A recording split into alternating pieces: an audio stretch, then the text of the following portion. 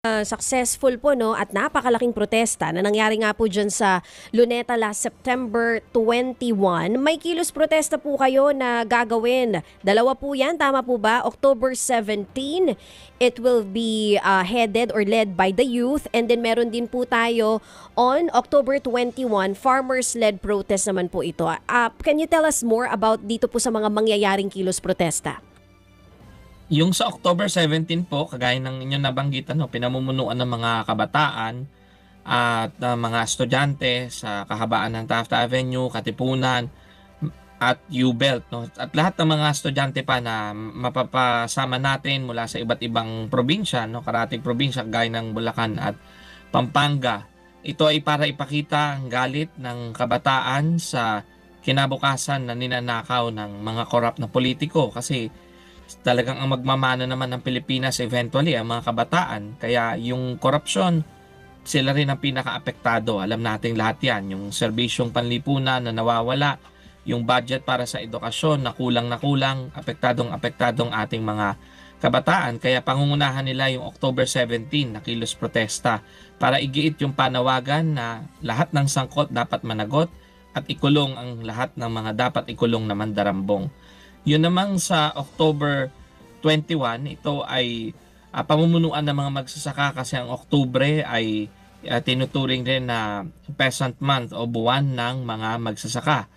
At syempre ang bit-bit ng panawagan dyan, yung paring laban sa korupsyon. Kasi hindi na lang yung flood control projects, mga ghost flood control projects ang lumitaw. No? May mga investigasyon na rin ngayon o may mga lumilitaw na rin ngayon tungkol doon sa mga anomalya o korupsyon sa farm-to-market roads at sa iba pang mga related sa agrikultura. Kaya kitang-kita rin na pinaka-apektado rin sa korupsyon ang sektor ng magsasaka. Pero iba't ibang sektor din po yung lalahok sa October 21, dahil ito rin ng nga ay 1-month anniversary nung September 21 public gathering natin, yung Baha sa Luneta, aksyon na laban sa korupsyon noong September 21. Isang partikular na detalye ay yung sa October 17 po na pamumunuan ng mga estudyante, mga kabataan. Ito po ay may mga pagtitipon sa iba't ibang universidad. Tapos around 2:30 PM inaasahan na magko-converge lahat ng mga sasama doon sa marcha papuntang Menjola. No? Ito ay para ibigyan diin, no, na ang Malacanang ay kailangan managot din, no, sa korupsyon. Bakit? Napakalaki po ng unprogrammed funds, napakalaki po ng confidential funds, intelligence funds ng 2026 national budget ng Office of the President. At kahit ito mga nakaraang taon na budget, alam naman natin, no, na hindi makakapaghugas ng kamay ang palasyo, dahil lahat ng appropriations, lahat ng proyekto, lahat ng budget nasa national budget ay dumadaan sa Office of the President, aprobado rin ng Office of the President. So walang nangyayari sa baba na hindi alam ng nasa taas. Kaya kung seryoso ang kasalukuyang administrasyon sa sinasabi nila na pagtugis sa mga korap at pagresolba sa problema, kailangan magsimula rin sila na linisin ang national budget para sa 2026. Pero nakita naman natin kung paano ito niratsada ng mga kaalyado ng presidente sa Kongreso. Kaya sa October 17, all roads lead to Menjola. Sa October 21 naman, all roads lead to Liwasang Bonifacio. Tuloy-tuloy yung pangalampag natin, para sa ating mga panawagan kaugnay ng korupsyon, lalo na yung panawagan na lahat ng sangkot dapat managot. Nabanggit niyo po yung confidential funds ng Office of the President. Sinasabi niyo rin po na yung mga nangyayari ngayon, kung walang kumpas ang palasyo, hindi po lahat ito mangyayari. Dito sa 2026 budget natin, Professor, meron pa po ba kayong ibang napansin na kailangan i-protesta din itong mga kabataan at mga magsasaka sa paparating po na mga araw ng kanilang protesta? Makikita natin sobrang laki na talaga nung unprogrammed appropriations, no. Batay sa pananaliksik na sinagawa ng Makabayan Block, na may access sila kasi sa mga internal documents ng Kongreso, around 243 billion pesos ang unprogrammed appropriations. Tapos pag yung buong mga mala pork barrel na appropriations ang pinag-usapan, 695 billion pesos. So sobrang laki talaga. Parang ang aasahan natin dahil sa nalantad nga yung issue ng korupsyon ay maghihinay-hinay ang mga otoridad, no, sa pagkakaroon ng mga ganitong kalaking unprogrammed funds, malapakbaran na allocations, pero hindi ganun na nangyari, ano. Sa nakita natin, sobrang laki ng mga allocation pa rin doon sa mga usual o mga typical na sources ng corruption kasi mahirap ang auditing, walang masyadong proof ng saan talaga nagastos, no. So sa halip na maghinay-hinay ay parang hinahamon pa nilang taong bayan na lalong magalit kasi nga sobrang laki pa rin ng mga ganitong appropriations, ano.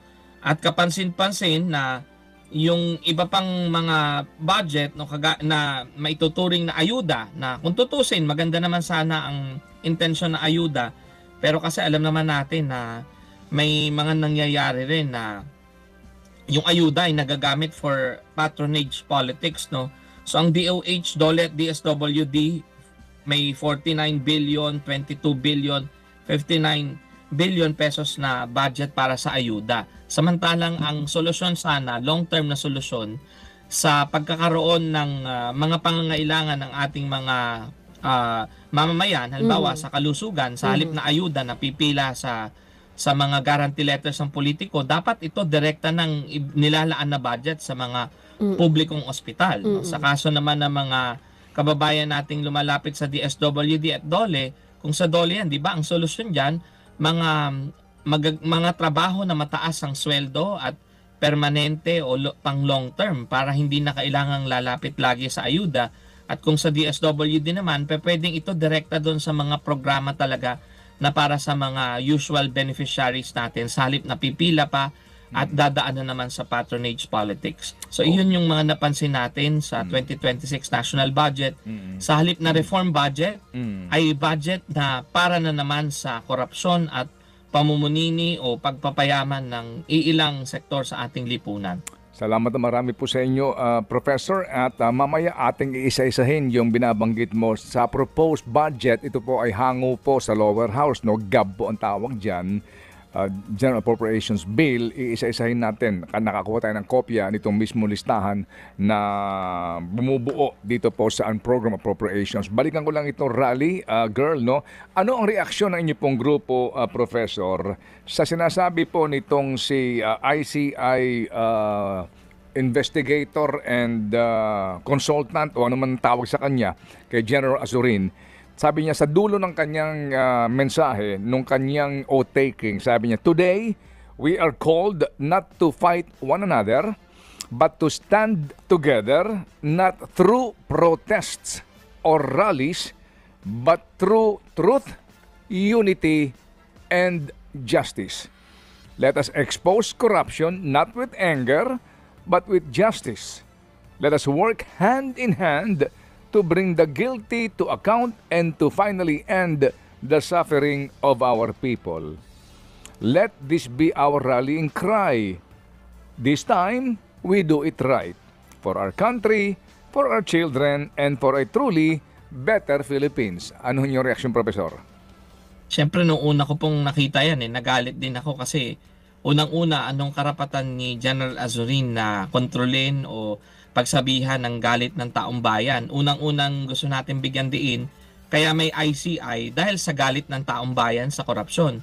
Kung hindi naman nagalit ng taong bayan at ipinakita ito sa malalaking kilos protesta sa Luneta at sa EDSA noong September 21, malamang ay wala namang ICI eh. 'Di ba yung ICI, yan ay response ng gobyerno doon sa nararamdaman na nilang galit ng taong bayan, na tila mag-aaklas ang taong bayan, kaya humahanap sila ng paraan paano mapaplacate at masasabing may ginagawa sila, no. Ngayon, totoo naman na hustisya ang gusto nating lahat, pero hindi naman ibig sabihin na ang hustisya ay lahat sa ICI lamang mangyayari, kasi unang-una, paano magkakaroon ng hustisya sa ICI ni hindi nga natin alam kung ano nangyayari diyan.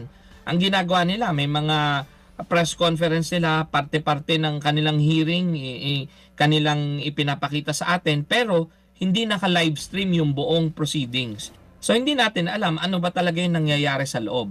Tapos hindi rin nila inire-release lahat ng dokumento na hawak nila.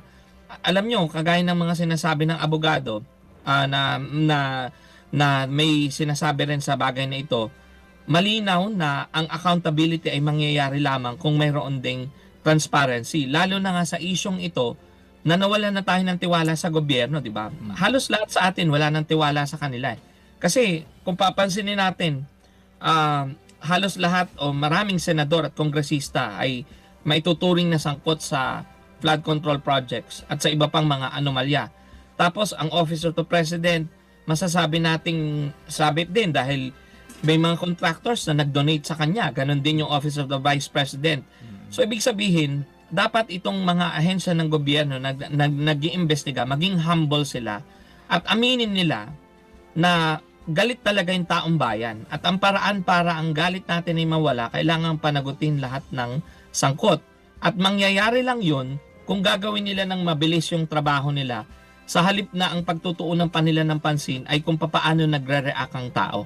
So yun ang kailangan nilang intindihin, na gawin nila yung trabaho nila at kung tutuusin nga, hindi naman nila ginagawa ng 100% yung trabaho nila kasi ang number one na dapat nilang ginawa, full transparency. Naka-livestream dapat ang kanilang hearings para nalalaman natin kung ito bang nangyayari ay luto o hindi. Kasi may mga pangamba ang ating kababayan na baka maging luto lang yan eh. Kasi kung iilan lang yung pinapatawag sa ngayon, then hindi natin alam anong pinag-uusapan sa loob, di ba? Para malaman natin, dapat naka-livestream. So yun ang hiling natin kay General Azurin, mag-focus sila sa paghabol doon sa mga korap sa halip na ipulis o bantayan kung ano yung reaksyon ng tao. Kasi ang reaksyon ho ng tao ay dahil doon sa nangyayari, doon sa nakikita nating korupsyon at anomalya, at doon sa kawalan ng pananagutan, di ba? Mag-iisang buwan na mula nung mga dambuhalang kilos protesta natin September 21. Pero wala pa ring nakukulong. May ilang mga nakasuhan, merong naka-freeze ng mga bank accounts, pero wala, no? Parang patsi-patsi lang o mga band-aid solutions lang yung ginagawa nila.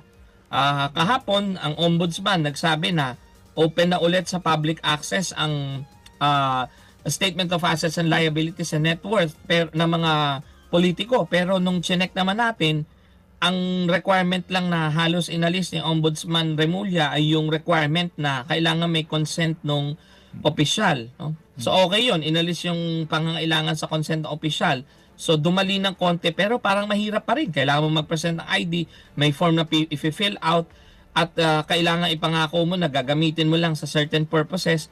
And then kung gagamitin mo sa report, kailangan i-provide mo pa yung report na ginawa mo after or research sa kanila. Kung hindi, later itatag yung mga future request mo bilang hindi na pwedeng ibigay na request kasi ituturing nila na sumira ka sa usapan. No? So, mahirap pa rin yung pagkuha ng SALN. So, given all this, sa tingin ko may basis pa rin po para magalit ang taong bayan na wala pa rin nananagot sa mga sangkot at hindi pa rin nakukulong yung mga dapat makulong. October 17, Professor, anong oras po ito ulit, sir? 2:30 po yung marcha po sa Menjola. Pero bago yung 2:30 PM na yon, no, maaga, mga around 11 AM, may mga pagtitipon din sa iba't ibang panig ng Metro Manila, malapit sa mga universidad, no? Sa bandang UP Manila area, sa bandang UST, I think sa bandang Quezon City may mga pagtitipon din yung estudyante, then magko-converge ng 2:30 sa Menjola. Okay, and then yung permits po nito, sir, paano po kaya? Kasi baka yung na naman masasagot po ko lang at this point ay yung tungkol sa October 21. Kasi yung sa October 21 po, yun yung multisectoral at ito yung sa Liwasang Bonifacio gagawin. Ito naman po kasi ay Freedom Park. So technically, there's no need for a permit. Pero ang usual na ginagawa natin, sumusulat tayo sa LGU, no, sa City Mayor para i-express yung ating intent na magsagawa ng kilos protesta on that day. I think the committee will still do that, no, for this purpose sa October 21. Pero yung sa October 17, I think ang mangyayari dyan ay assertion, no, ng karapatang magprotesta ng mga mamamayan, lalo na at talagang all roads lead to Malacanang, no, dahil nga doon sa national budget na nakikita nating punong-puno pa rin ng posibilidad ng corruption. Okay. Pero sir, hindi lang ito October 17, hindi lang ito October 21. Kasi nga, Opo. 'di ba, yung isang grupo nag-schedule ng November 30 Kaya po daw yung ibang mga sinasabing mga sangkot dito, ngingisi-ngisi lang sinasabi. Nakita nyo, mukhang busy sila sa napakaraming bagay, kaya November 30 pa ang next rally. Sa inyo pong grupo, sir. Ang November 30 po ay may initial na kasunduan na rin sa aming mga kausap sa Luneta Group, no, yung mga grupong nagsama-sama sa Luneta.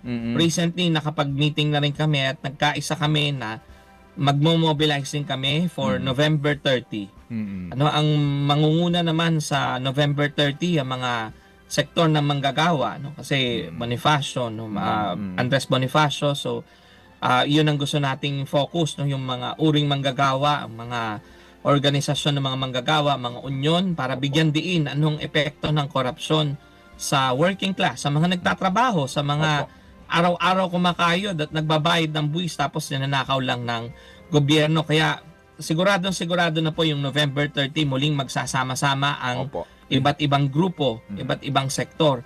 Ang hindi pa lang definite sa ngayon ay kung saan yung venue at kung ito ba ay isang malaking venue lang o magkakaibang venue para rin bigyan diin ang galit ng mga Pilipino sa korupsyon sa iba't ibang panig ng Pilipinas. So yun po ang aantabayanan pa natin, pero definitely kasado rin po tayo sa November 30 at masasabi nating isang dambuhalang pambansang aksyon ulit sa korupsyon na mangyayari sa November 30. Salamat po na marami po sa inyo, Profesor, at kami po inyong kaisa dito po sa ating pong pakikibaka sa ika ninyo'y tama na. Ano po, tama na, Taong Bayan ayaw sa magnanakaw at abusado Network Alliance.